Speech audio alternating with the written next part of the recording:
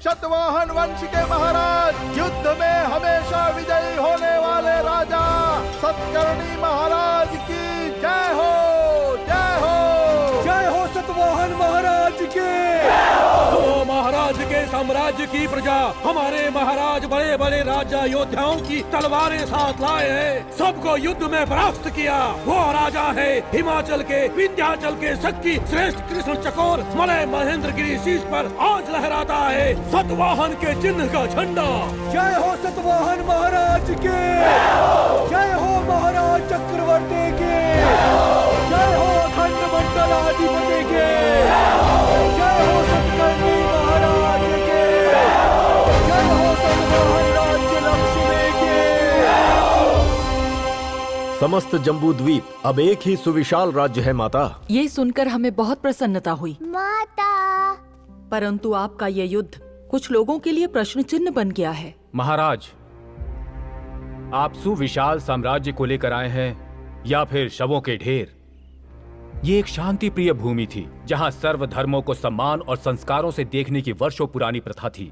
इसी कारण यहाँ निवास कर रहे थे हम लोग। अब ये रक्त भूमि है, हम यहाँ नहीं रह सकते। जा सकते हैं। आप शांति का प्रचार कर रहे हैं, हम अशांति का विनाश कर रहे हैं। आप प्रकाश की खोज करते हैं और हम अंधेरे को मृत्यु दे रहे हैं। हमारे विचार अलग हैं, किंतु लक्ष्य एक है। अब इस भूमंडल पर शांति होगी। अखंड जम्बू द्वीप अमरावती बन चुका है। आप जहां चाहें जा सकते हैं। चारों ओर शांति ही होगी। दूसरे राज्यों से लाई गई 33 तलवारों को पिघलाकर एक महातलवार बनाई जाए।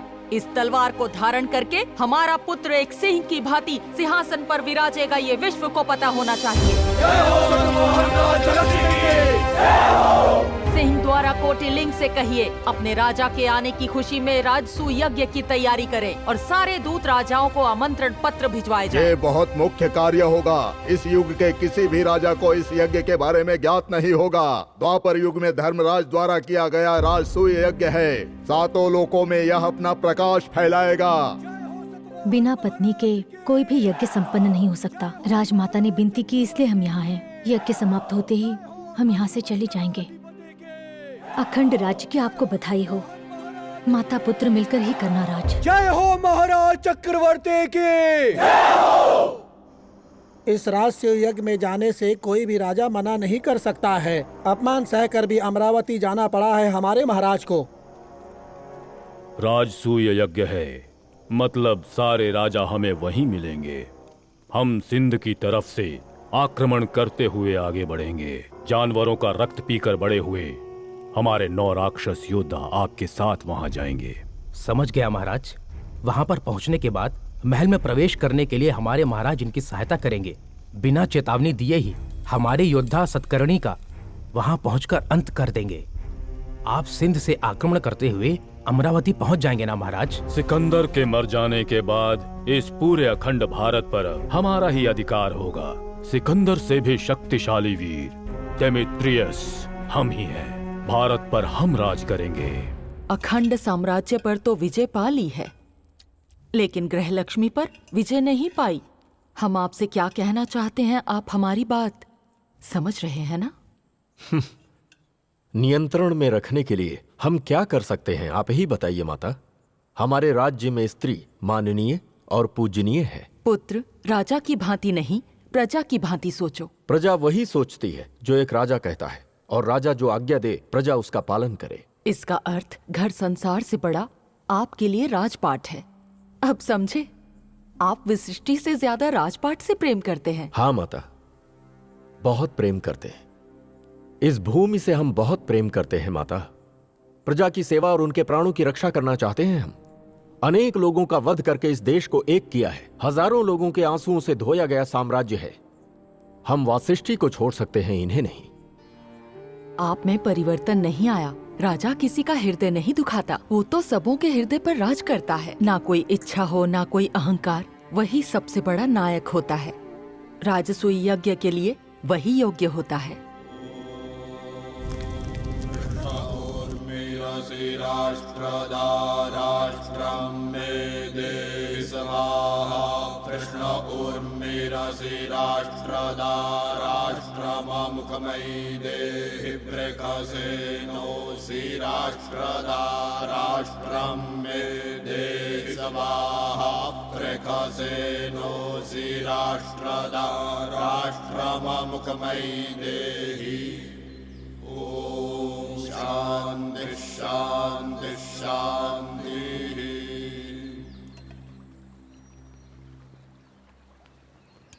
महाराज, अद्वितीय संभव हुए इस यज्ञ में अंतिम घटना भी आगामी हो गई है। यह अग्र पूजा है। इस सृष्टि में केवल भगवान ही उत्तरदायी नहीं होते, हम सब भी उत्तरदायी होते हैं। संसार में जितने भी वीर चक्रवर्ती हैं, इसके माध्यम से उन सबको सूचना पहुंच जाएगी। यह वही पूजा है। द्वापर युग में धर्मराज ने जगत गुरु श्री कृष्ण को सिंहासन पर बिठाकर यह पूजा की थी। आपको भी किसी मनुष्य को बैठाकर यह पूजा करनी होगी महाराज। हम माता को चुनते हैं। सिंहासन पर हम अपनी माता को बिठाएंगे। ये अधर्म है। राजमाता अग्र पूजा में नहीं बैठ सकती। महाराज, हम जानते हैं कि हम आपके अधीन हैं, किंतु इस अपमान को हम सहन नहीं कर सकते। राजमाता इसलिए पूजा में नहीं बैठ सकती क्योंकि वो एक विधवा स्त्री हैं। ये उचित नहीं होगा। पवित्र महायज्ञ का आप निरादर मत कीजिए। माता को आदर देना गलत नहीं होगा महाराज, परंतु यह आप नहीं कर सकते। हमारा धर्म स्वीकार नहीं करेगा। धर्म? कैसा धर्म? आपको जन्म देने वाली भी माता ही थी। यहाँ जो आप बोल रहे हैं वो शब्द भी माता ने ही सिखाया। 9 माह कोख में रखकर अपना रक्त पिलाकर पाला है हमें। हम जिसके योग्य हैं उसके योग्य माता नहीं है। हम अग्र पूजा ही नहीं, अपना सब कुछ इन्हें सौंप देंगे। नास्ति वेदांत परम शास्त्रम, नास्ति मातृ समो गुरु, नास्ति मातृ समः पूज्य, नास्ति मातृ समः सखा। पिता के विरुद्ध पुत्र हो सकते हैं, माता के विरुद्ध पुत्र होते हैं क्या? बताइए हमें। अग्र पूजा को देने से आप रोकेंगे? आप रोकेंगे? क्या आपने अपनी माता की कोख से जन्म नहीं लिया क्या? मनुष्य का गुरु ही माता है, इसलिए माता के नाम से बढ़कर कोई नहीं हो सकता। आज से ही हम इसी क्षण से गौतमी पुत्र सतकर्णी के नाम से राज करेंगे और हमारा पुत्र वशिष्ठ पुत्र पुलामा के नाम से राज करेगा। जय हो गौतमी पुत्र सतकर्णी की। महाराज गौतमी पुत्र सतकर्णी की। सतवाहन गौतमी पुत्र सतकर्णी की। महावीर गौतमी पुत्र सतकर्णी की।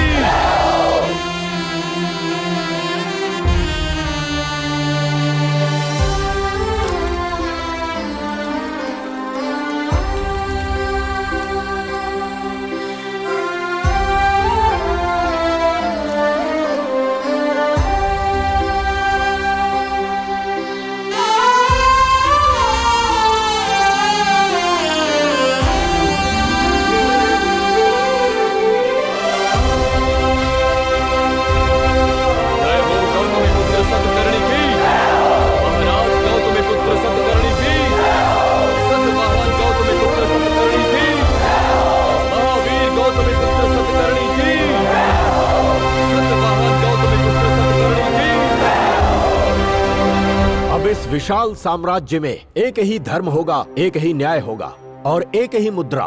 हर जगह उसका मूल्य होगा।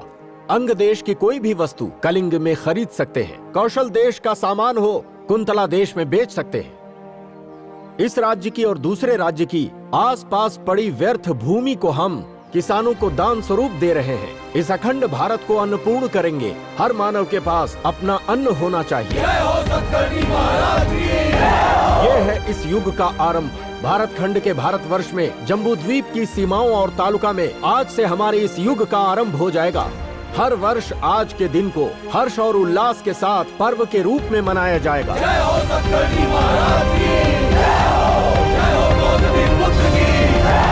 जय हो सतकर्णी महाराज की। आप कौन हैं? महाराज, नाम है एथिना। पश्चिम तट के पारसिक से आई है। इनके दादाजी ने भारतवर्ष की यात्रा की थी। हमारी संस्कृति से प्रभावित होकर सिंध में परिवार सहित निवास कर रहे हैं। ये लीजिए, आप अच्छा नृत्य करती हैं। हम आपसे मिलकर प्रसन्न हुए। आपके बारे में मैंने बहुत किस्से सुने। आज आपको देखने का सौभाग्य प्राप्त हुआ। हमारा भी सौभाग्य है। महाराज,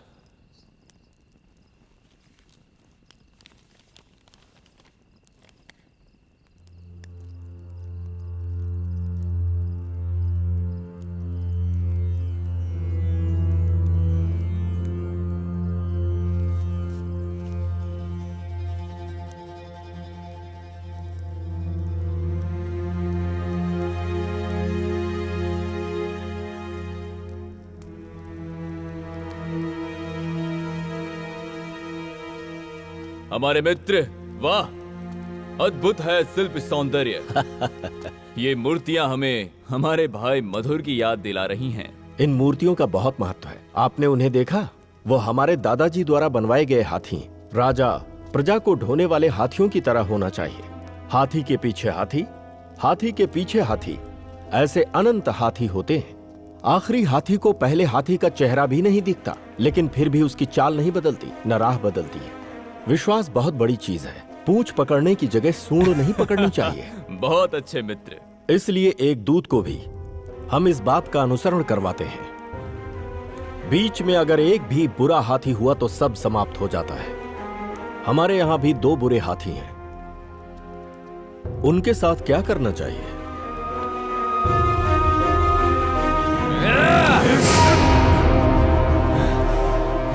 पहले सिकंदर और अब ये डेमेत्रियस, ये सारे लोग, ये हमारे देश को अपने देश का शयन कक्ष समझते हैं क्या? तुमने विदेशियों से हाथ मिलाया था या नहीं? शत्रु महल में प्रवेश कर गए, इसमें तुमने उनकी सहायता की थी या नहीं? पराजित किया, समझ में नहीं आया। क्षमा किया, फिर भी समझ में नहीं आया। आगे अब समझने की आवश्यकता नहीं।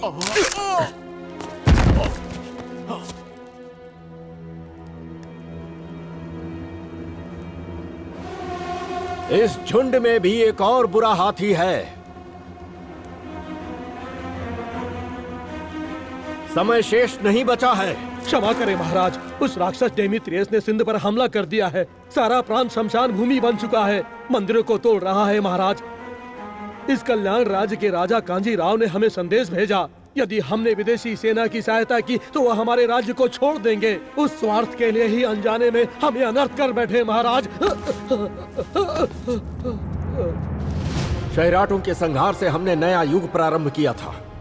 अब यवनों की पराजय से पश्चिमी शासन का क्रियाकर्म होना चाहिए। ये अब हमारा आखिरी युद्ध होगा। अब तक हमने लोगों को क्षमा किया, लेकिन अब क्षमा नहीं करेंगे। नए निर्माण किए गए अपने भारत देश का हम उन विदेशियों के रक्त से अभिषेक करेंगे। सामने आया तो मृत्यु देंगे, नहीं आया तो ढूंढ कर देंगे। चाहे जो हो जाए, देश का गर्व बढ़ाएंगे हम। जय हो अखंड भारत की, जय हो अखंड भारत की, जय हो अखंड भारत की, जय हो। युद्ध में जाने की तैयारी की जाए।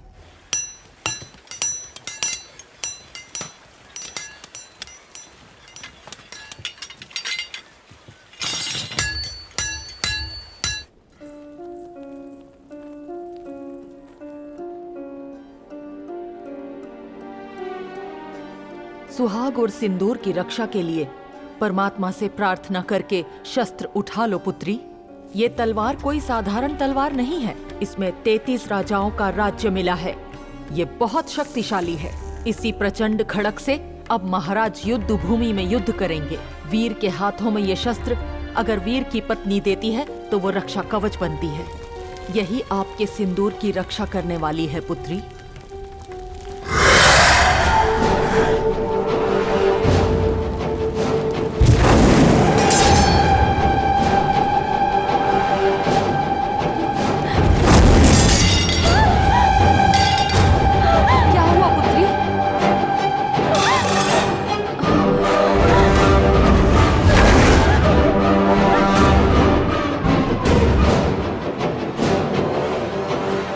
नीले रंग में बदल गई है तो चक्रवर्ती के साथ जरूर कोई दुर्घटना होगी। शस्त्र असत्य संकेत नहीं देते, वो हमेशा सत्य ही संकेत देते हैं। भूमि जन्म देती है, अग्नि जलाती है, जल सुखाता है, वायु भाप बनाती है और वायु ही मनुष्य की आयु बढ़ाती है। मनुष्य की भांति तलवार बोल नहीं सकती, शुभ अशुभ के संकेत जरूर देती है। यदि महाराज युद्ध में गए तो अनर्थ हो जाएगा और वो क्या होगा हम नहीं बता सकते।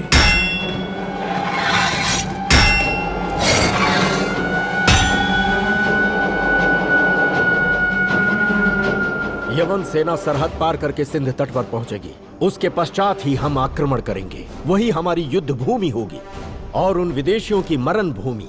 उनके पहुंचने से पहले हमें अपनी सेना के साथ वहां पहुंचना होगा। ऊंचाई से हमला करना हमारी सेना के लिए आसान होगा। यवन सेना हमसे 10 गुना बड़ी है। विजयी होने के अवसर उनके पास है, किंतु विजय हमें चाहिए। हमारा हर सैनिक उनके 10 सैनिकों को मारेगा। उसके पश्चात भगवान की इच्छा। रुकिए, वहां जाना उचित नहीं है। महारानी, आपका युद्ध में जाना उचित नहीं है महाराज। वहां यदि आपको कुछ हो गया तो हम अपने प्राण त्याग देंगे। आपको हम वहां नहीं जाने देंगे। ये युद्ध मत कीजिए। महारानी, ये क्या हो गया आपको? विष है जी। हाँ? विष, प्राण घाती विष आपके देह में भर गया था। यही हमने उस तलवार में देखा। शास्त्र सत्य नहीं कहते। हमने खुद वो स्वप्न देखा है। हम सत्य कह रहे हैं, असत्य नहीं। वासिष्ठी, ये आपका भ्रम है। हमने भी एक स्वप्न देखा था। स्वप्न? हाँ, स्वप्न।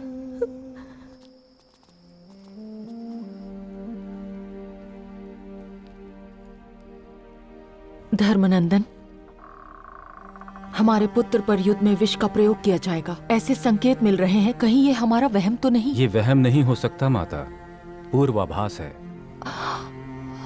आप सहायता कीजिए।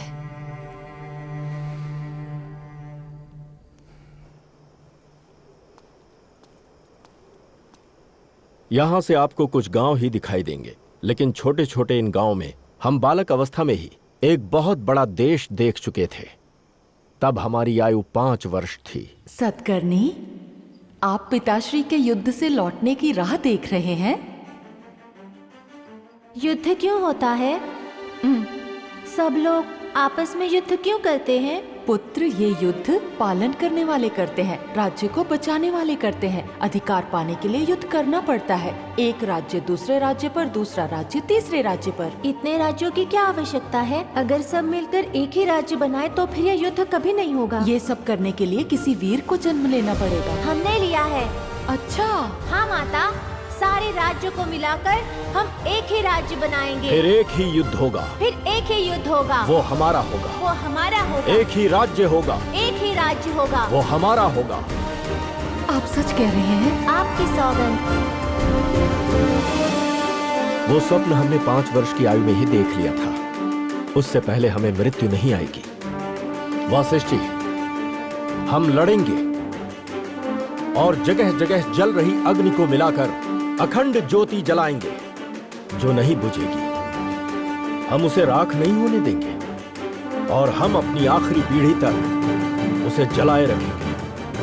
7 समंदर पार से आए हम उन लुटेरे विदेशियों को इसी धरती में जीवित गाड़ देंगे। समय शेष नहीं है हमारे पास। चलिए यहां से, विजय हमारी ही होगी।